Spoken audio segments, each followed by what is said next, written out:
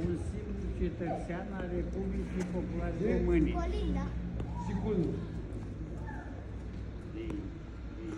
Așa e, vă duci cu curatul? Da ce să duc? Colin. Tot eu strâncă la cap. Da, ce pula mea cu adăr, tu și faci bani. Dă-i drumul acasă! Trăiască România mare! Trăiască patria! Asta e mândria țării, ăștia doi sunt mândria țării.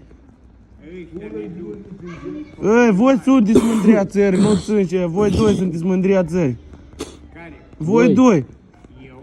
Tu și cu ăsta. Dar eu sunt mai tare că... Eu la 60. Bre, dar știi unde am văzut prima ta? Știi unde am văzut prima ta? Pe Insta, cu fie sau cum îl cheamă?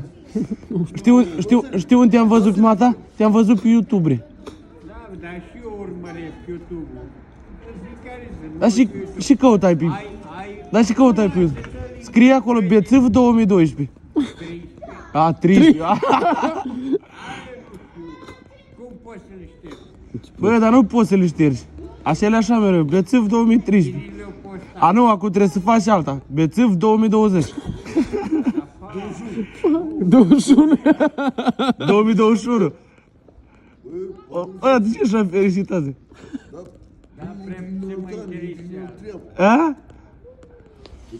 Păi da. Păi, are lumea la ce se uită?